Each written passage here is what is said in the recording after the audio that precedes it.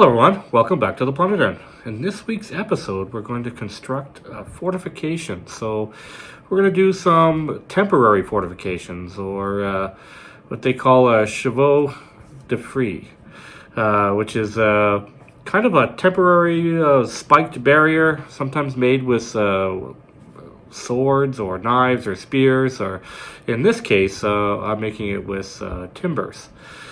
So I wanted to expand on that frontier fort that we built in the last few episodes. So we kind of been building quite a few components to it. But I wanted something that I could use as a temporary fortification, maybe in other games. I can add this to Blood and Plunder. Even you can use some of this stuff for Blood and Valor, or maybe even fantasy games like Warhammer. I'm sure orcs could build some of these fortifications, and really can be a very versatile piece of terrain. And there's that new game coming out, Blood and Steel, that Firelock Games is releasing, that I think I could use some of this also. So a real good, versatile piece of terrain. So that's what we're going to be building in this episode. I'm just going to kind of show you some. I built kind of two of everything. I built three different things here. So there's different types of these fortifications. So this particular one would be just off the coastline, under the water, actually submerged, and it would just be sitting underneath the water line. So when ships passed by, they would get caught on these timbers here that are sharpened. And I built two. But in reality, in the coastline, they probably would have used hundreds of these to be under the water and deter ships from getting into certain areas in the bay. So this is one kind of barrier. And then we have this other kind. This one's also known as Chevaux de Frise, and it's meant for really maintaining or stopping cavalry. So it's kind of a barrier to protect you against a cavalry charge, but it could for infantry. And this is probably the most common. In World War I, they would have ran barbed wire through these, and it was really prominent during the Civil War, Revolutionary War. This would be a very common piece of fortification. Very mobile, easy to move around, but very, very distinct piece of terrain that can be used in lots of different games. So I wanted to make sure I constructed two of those. So I got two of those. And then this is kind of an add-on to the outer walls of fortification. See, we got some stonework and so another kind of barrier wall. So this would have been a temporary relief wall they would add it in front to add more protection. But it could also be a permanent fortification as well. And I built two of those. So not only are we going to construct these in this video, we're also going to do a painting tutorial. So some of these techniques I've done before, but I really haven't covered the painting of birch. So you can see that we got a lot of birch timbers on here. And I'm going to cover on how to create that look using craft paint and miniature paint. And we're going to do kind of a birch tree. We're going to do a painting tutorial of the entire project, but I wanted to spend some time covering the technique for painting birch. All right, so if you guys like what we're doing here in the Plunder Den, make sure you smash that like button and consider subscribing to the Plunder Den and get first-hand information on when we start these kind of projects. All right, everyone? Let's get down to the table and let's start painting and let's start crafting.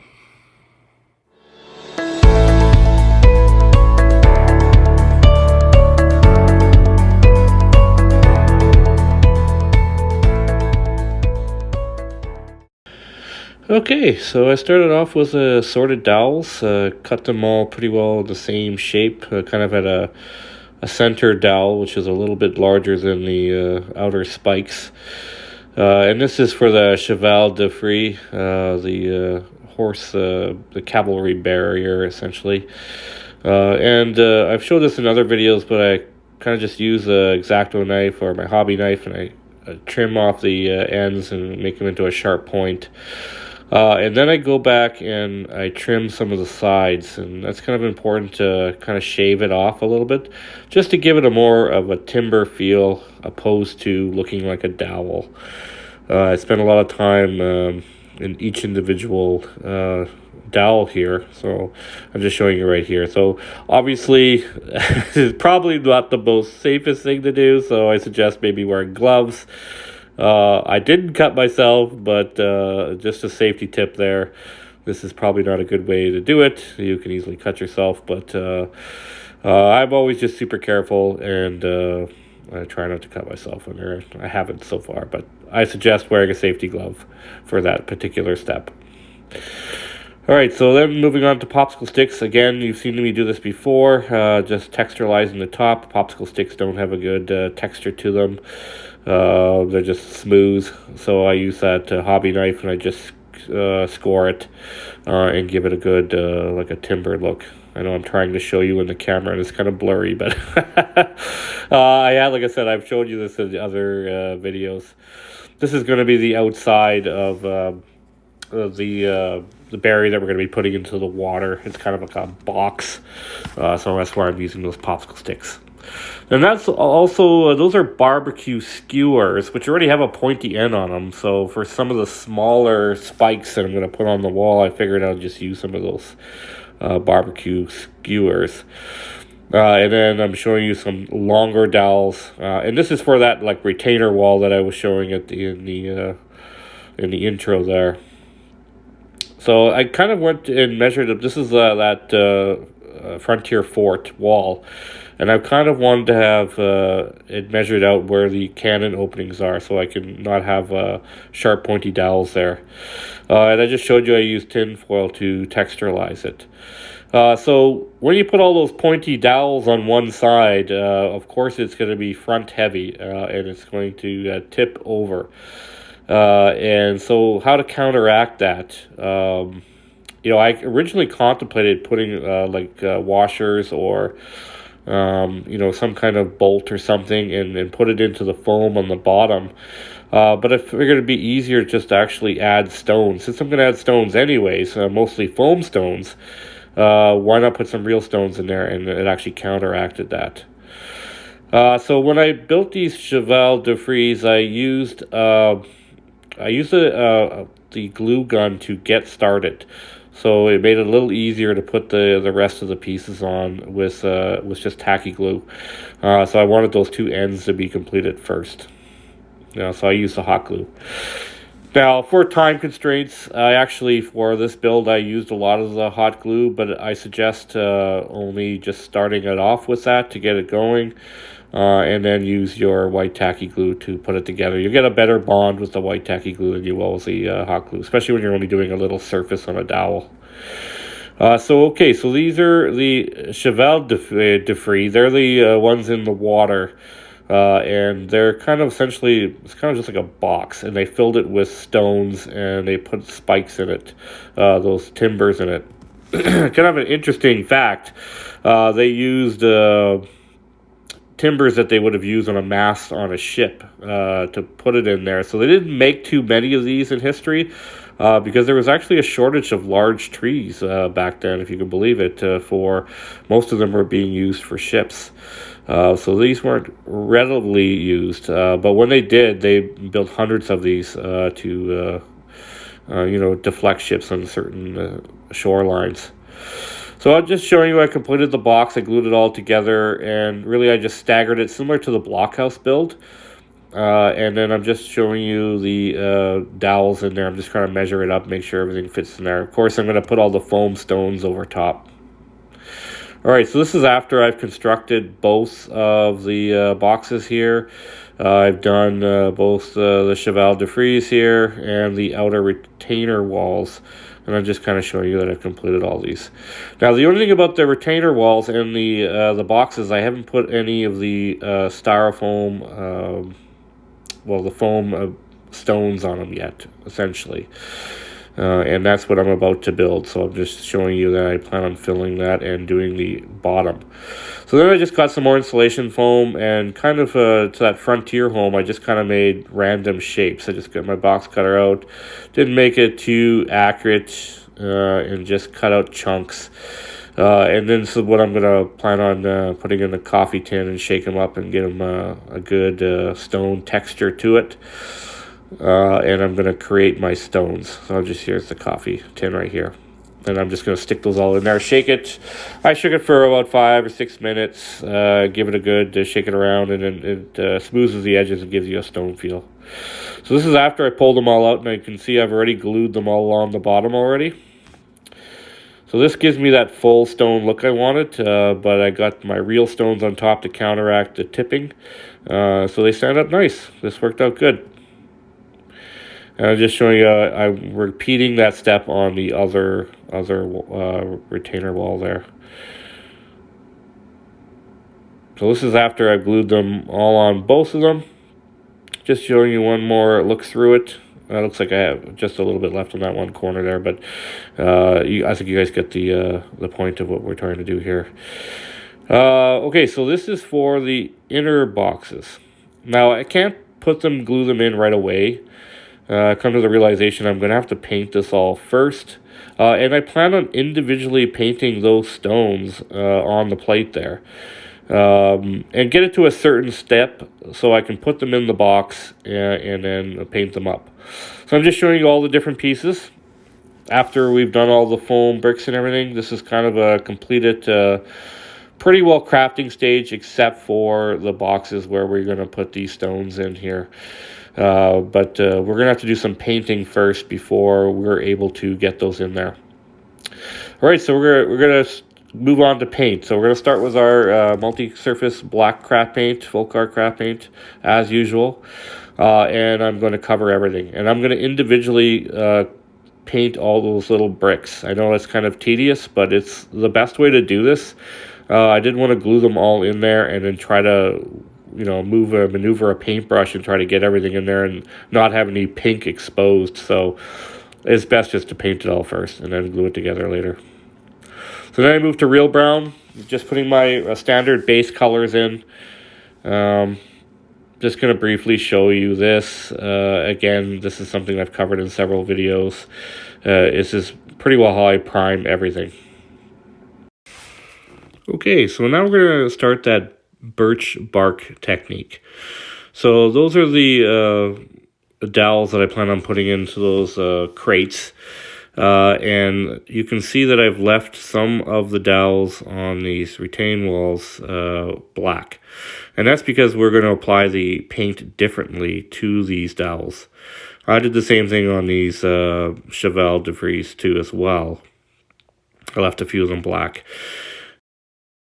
So this is the brush I'm going to use. It's one of the smaller flat brushes. If you guys have watched a lot of my videos, it's the same ones I paint the details on my ships with. And I'm kind of just going to go horizontally and just put kind of streaks on it. So I'm just adding texture and spots of colors on these dowels. And this is the basis for birch trees. And we're going to put lots of different layers on these dowels. And it won't make sense right away. It'll look like, okay, it doesn't look anything like a birch tree, but it will at the end, I assure you. But it's all these layers that really sell the look of it. It's, if you look at a birch tree, especially ones that have been used for this kind of purpose, they would start peeling and you'd have all sorts of different colors that you'd be able to visually see. So this is after I've done it onto most of the dowels that I've left black. And I'm just kind of showing you briefly that's what I've done. It might be hard to see. You can kind of see where it is. Because the real brown is quite dark, it's not as apparent. So we're going to move to the bark brown, and this might be a little easier to see doing that technique. And adding that color too. So the bark brown I'm going to put on everything as well, but we're going to do the same technique on the dowels for the birch undertones. So I'm just going to show you that briefly how I applied it. Now you can see I'm using a smaller brush. Obviously I can't use my big brush that I like to use to do a lot of my dry brushing. So I'm kind of using a small, this is like a paintbrush that I use to paint on canvas actually for latex paint. It's a good size for what I'm doing here for dry brushing. So just showing you, planning on hitting everything with that bark brown and dry brushing it. But the dowels that we've selected to be the birch trees, we're going to apply them in that same technique, just kind of with that same smaller brush. And then the tips, I'm going to start lightening them. So this is the first color that I'm going to put on the tips to lighten the tip. Is this a bark brown.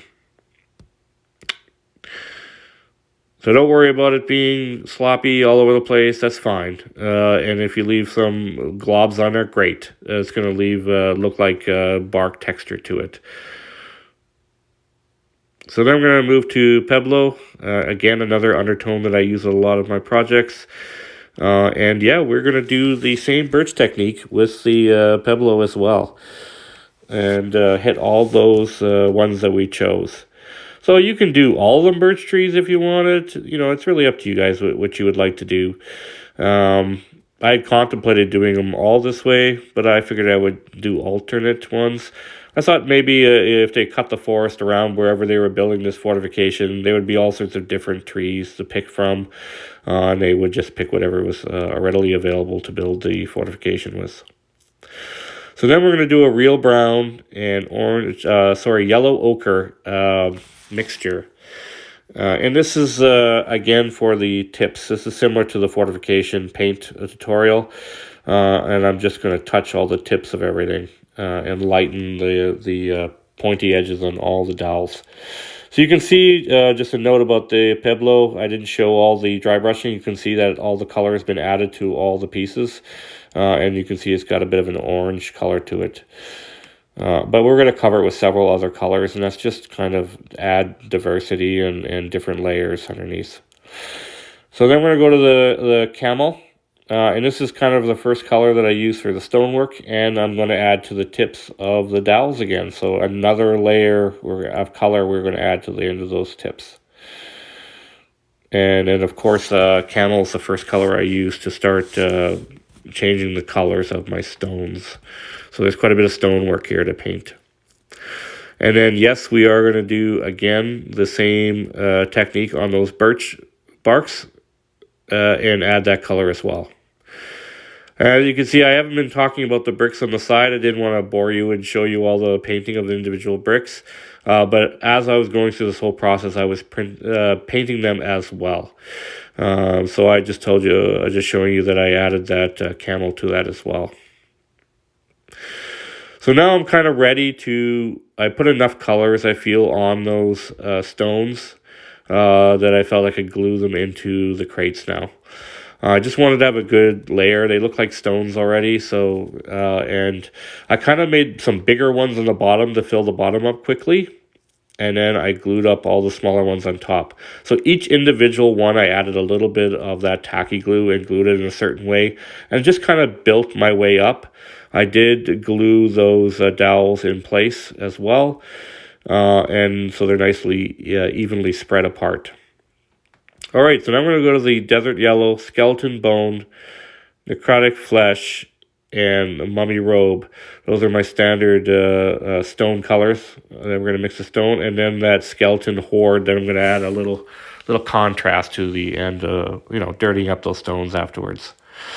So I got my little dry brush out, my Army Painter dry brush, and I'm going to hit all these stones so some of them in the crate, and some of them on those retainer walls.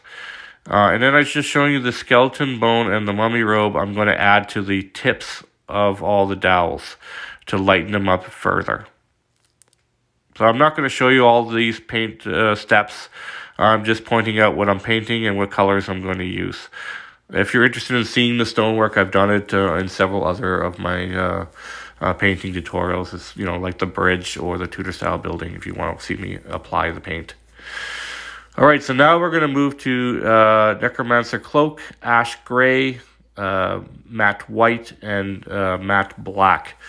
These are all the colors that I've used to age wood, and this would be similar to the fortifications. But this is where we're really going to address those birch branches and make them look really pop and really give it that birch look. So I've already gone ahead and done all of them except for one. And I left that so I can actually show you the full technique all the way through. So we're going to start with a necromancer cloak. And I'm using kind of a smaller, finer detail brush. I want to be more finer, the lines on this. So before we were just kind of loosely adding all those undertones on here, but now I want to be a little more precise. So I'm adding the gray on first. So you're starting with your dark colors and working your way out to the light colors. So eventually we will finish off with white. But the last color we're actually going to add is black. And that's, if you've seen a birch tree, they have little black nubs everywhere on the tree. That gives it a distinct look. So just showing you, I did add that gray to the age of the wood all over the place. I did it on all the pieces. Okay, so now we're going to move to ash gray. This is a lighter gray. Again, just building up from dark to light. I'm just trying to give the best angle for you guys to see. But you can see I'm just tapping it on, right? Just making some lines. And all those undertones we've added really adds a lot of character and detail, textures, especially with those thicker craft paints. And really gives it a good bark feel to it, and really takes it to the next level in these birch trees. So I'm just going to finish up this light gray. Well, I'm a little off the camera there. So then we're going to move to the matte white. So it seems like we're going to cover a lot of the work we just did. But there will be certain areas that are darker and lighter. Some areas will have the gray sticking out. Some areas will have some browns and oranges and all those great colors that we added on there. And it gives it a really authentic, realistic look, opposed to just doing a white and gray, black kind of thing. You don't get all those good earth tones underneath.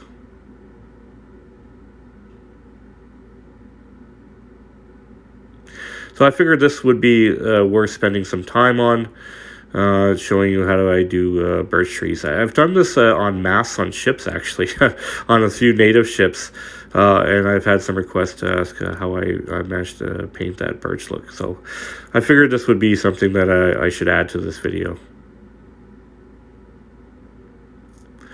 All right, so I'm just still applying that white. And then we're going to move on to the last step, matte black. And now we're just going to add a few of those little nubs on there to give it that real distinct birch look to it. So just randomly slap them on there. It's okay if some are bigger, smaller. That's how they look in real life. So I wouldn't be too fussy about this.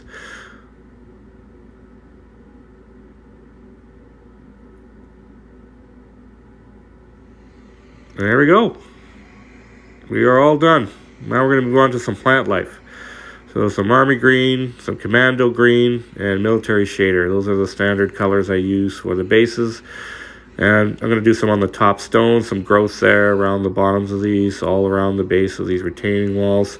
Again, this is not a step I'm going to show you. I've done this in other videos. I'm just going to point out those colors I'm going to be adding. All right, so this is after I've added all the greens to it. And then I'm going to move on to some tufts and flocking. So we're going to move to field grass and grass green. I'm going to mix those two up. I like the way they look together. And then I'm going to apply that to the bases of all these and a little bit on top of the rocks, some growth on there. And I'm going to apply it with tacky glue and a paintbrush. Try doing it over a newspaper, really helps collect all the loose pieces. All right, so we're all done. Let's take a look through the battlefield. Now, so these are just a marker. Obviously, I can't submerge them on a flat tabletop, but I think they, you know, just like having a reef or something like that, you know that there's a wall there. So there's our Chevaux de Frise. There's our retainer wall up against the fortification wall. And just gives that added layer of armor on your fort. We have to get through that spiked wall even to get to the other spike wall. All right, so I'm just going to give you a good overlook of the pieces that we built. Alright, if you guys like what we did here in the Plunder Den, make sure you smash that like button and consider subscribing to the Plunder Den and get first-hand information when I start these kind of projects. Alright everyone, thanks so much for watching, and I'll see you in the next one.